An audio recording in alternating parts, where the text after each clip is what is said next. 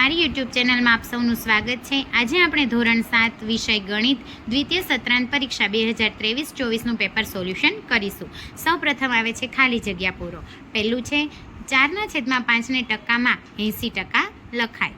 બીજું છે 7/10 ને ટકામાં 70% લખાય। ત્રીજું 0.52 બરાબર 52% લખાય। ચોથું 25% ને અપૂર્ણાંકમાં 1/4 લખાય।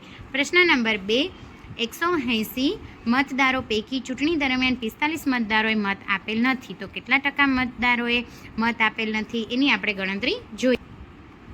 એની ગણતરી થશે 180 - 45 એટલે કે 75। 75/180 × 100 કરતાં આપને જવાબ મળે છે 42%।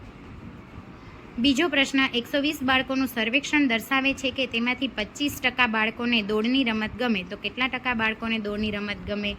જવાબમાં આવશે 120 તો 100 તો 25 કેટલા? જવાબ આવશે 30 બાળકો। ત્રીજો પ્રશ્ન, 25 રેડિયોનું પરીક્ષણ કરવામાં આવ્યું તેમાંથી 10 રેડિયો ખરાબ ગણાયા તો કેટલા રેડિયો ખરાબ ગણાયા હશે? જવાબ ગણતરી કરતાં આપને જવાબ મળે છે 40%। ચોથો પ્રશ્ન, એક વર્ગમાં 30 બાળકો છે તેમાંથી 10% બાળકોને વરસાદમાં ભીંજાવું ગમે છે તો કેટલા ટકા બાળકોને ભીંજાવું ગમે છે? 30 100 તો 10% કેટલા? જવાબમાં આવશે 3 બાળકો। નેક્સ્ટ પ્રશ્ન છે ખરા ખોટા કરો। જો વસ્તુની વેચાણ કિંમત તેની પડતર કિંમતથી વધારે હોય તો ખોટ કહેવાય। જવાબમાં આવશે ખોટું। બીજું, એક વસ્તુને 1260 રૂપિયામાં ખરીદે તો ₹1300 વેચાતો નફો થાય। જવાબમાં આવશે સાચું। ત્રીજું, એક વર્ષનું સાદું વ્યાજ અને ચક્રવૃદ્ધિ વ્યાજ સરખું થાય। સાચું। અને ચોથું, વ્યાજ મુદ્દલ બરાબર મુદ્દલ વત્તા વ્યાજ। જવાબ આવશે સાચું। બ પ્રશ્ન છે કે નીચેના દાખલા ગણો। તો એમાં પહેલો દાખલાની ગણતરી આપણે જોઈએ તો પહેલા દાખલામાં આવશે 24,000 - 20,400 એટલે કે 3600। પછી 83 માંડી અને ગણતરી કરીશું આપને જવાબ મળશે 15%નો ઘટાડો થાય છે। બીજો પ્રશ્ન, અમિતભાઈએ એક ટીવી 12,000માં ખરીદ્યું તો 25% નફો મેળવી વેચ્યું તો ટીવીએ કેટલા રૂપિયામાં વેચ્યું હશે? તો 12,000ના 25% એટલે કે 12,000 × 25/100 ગણતરી કરતાં આપને જવાબ મળે છે 3,000 એટલે કે 12,000માં 3,000 ઉમેરતા આપને જવાબ મળશે 15,000માં વેચ્યું। ત્રીજો પ્રશ્ન છે કે જ્યારે 12,000 સાદા વ્યાજે 3 વર્ષ માટે લીધા તો વ્યાજનો દર 5% હોય તો કેટલું વ્યાજ ચૂકવ્યું હશે? તો એના સૂત્ર આવશે I = PRN/100। ગણતરી કરતાં આપને જવાબ મળે છે 1,800 રૂપિયા વ્યાજ ચૂકવવા પડશે। પ્રશ્ન નંબર 3, કિંમત શોધો।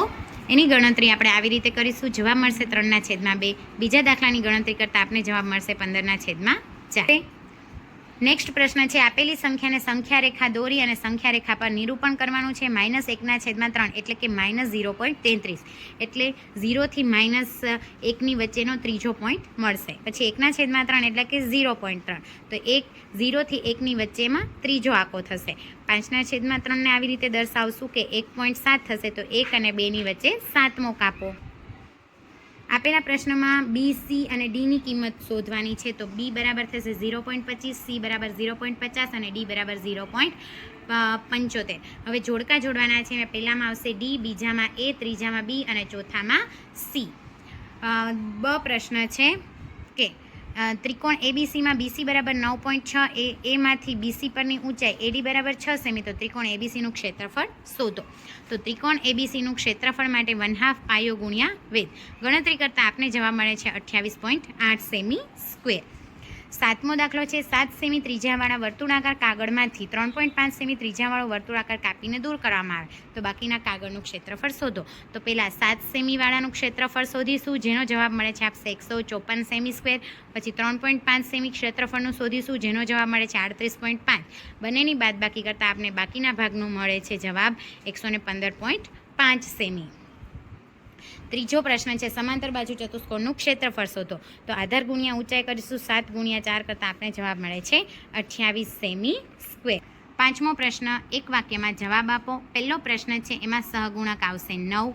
બીજા પ્રશ્નમાં સજાતીય પદ એનું કોઈ પણ તમે x² y વાળું કોઈ પણ પદ લખી શકો છો। ત્રીજામાં આવશે 2 અને ચોથામાં આવશે વિજાતીય પદ એટલે કે a² b² સિવાયનું કોઈ પણ પદ તમે લખી શકો છો। હવેનું પદ છે એમાં 3 પ્રશ્નમાં સાદુરૂપ આપી અને કિંમત શોધવાની છે। તો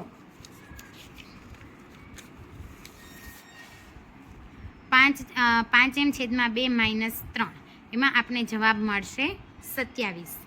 એમની જગ્યાએ આપણે 12 મૂકવાના છે. બીજામાં a બરાબર 2 અને b બરાબર -2 મૂકવાના છે, જેની ગણતરી કરતાં આપણે જવાબ મળે છે 4. ત્રીજા પ્રશ્નમાં xની જગ્યાએ 4 મૂકવાના છે, ગણતરી કરતાં આપણને જવાબ મળે છે 7. છઠ્ઠો અ પ્રશ્ન છે. યોગ્ય વિકલ્પ પસંદ કરી ઉત્તર આપવાનો છે. પહેલા પ્રશ્નનો જવાબ આવશે a xની 6 ઘાત, બીજાનો આવશે aની -16 ઘાત, ત્રીજા પ્રશ્નનો જવાબ આવશે b 5 × 10ની 6 ઘાત અને ચોથાનો જવાબ આવશે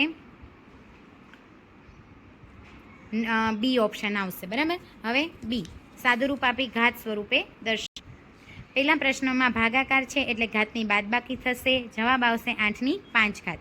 બીજો પ્રશ્ન છે તો સૌપ્રથમ ઘાતની બાદબાકી થશે અને ત્યારબાદ ગુણાકાર હોવાથી ઘાતનો સરવાળો થશે, જવાબ આવશે 2ની 13 ઘાત. ત્રીજો પ્રશ્ન છે બાદબાકી હોવાથી ભાગાકાર હોવાથી ઘાતની બાદબાકી થશે, ત્યારબાદ સરવાળો થશે, જવાબ આવશે એની 7 ઘાત. અને ચોથા પ્રશ્નમાં ગુણાકાર હોવાથી 3ની ઘાતનો સરવાળો કરતાં આપણને જવાબ મળે છે 3ની 14. પ્રશ્ન નંબર 7. અંગ્રેજી મૂળાક્ષર ઝેડને રેખિક સમમિતિ છે કે નથી? જવાબમાં આવશે નથી. બીજો પ્રશ્ન પરિભ્રમણીય સમમિતિનો ક્રમ, જવાબમાં આવશે 4. ત્રીજું વર્તુળ માટે સમમિત રેખાની સંખ્યા, જવાબમાં આવશે અસંખ્ય. ચોથામાં આવશે પરિભ્રમણીય સમમિતિનો ક્રમ 2. પાંચમું ચોરસ માટે પરિભ્રમણીય કોણ કેટલો થશે? જવાબમાં આવશે 90°. છઠ્ઠું લંબચોરસનું પરિભ્રમણ કેન્દ્ર ક્યાં આવેલું છે? જવાબમાં આવશે કેન્દ્રમાં, એટલે કે જ્યાં વિકર્ણો છેદે છે ત્યાં. અને સાતમામાં આવશે નિયમિત ષટકોણ માટે પરિભ્રમણીય કોણ કેટલો થશે? જવાબમાં આવશે 60°. આઠમામાં પરિભ્રમણીય સમમિતિનો ક્રમ 3. નવમામાં વચ્ચેની રેખા આવશે એની સમમિતિ અક્ષ. 10મો પ્રશ્ન છે એમાં આવી જ આકૃતિ સામેની બાજુ થશે, એટલે આ આકૃતિ અહીં પૂર્ણ થાય છે. હવે જોડકા જોડવાના છે તો એમાં આવશે 2, 3, બીમાં આવશે 3, સીમાં આવશે 4 અને ડીમાં આવશે 1. આપેલી આકૃતિમાં કેટલા સમઘન છે તે જણાવો, જવાબમાં આવશે 30. ત્યારબાદ બ પ્રશ્ન છે કે બે સમઘનને પાસે પાસે ગોઠવવાના છે. તો મિત્રો આ રીતની આકૃતિ થશે અને બધી બાજુ એની 3 સેમી થશે, એટલે એની લંબાઈ 3 સેમી, પહોળાઈ 3 સેમી અને ઊંચાઈ પણ 3 સેમી થશે. અને આપેલી આકૃતિમાં શિરોબિંદુ અને ધારની સંખ્યા શોધવાની છે.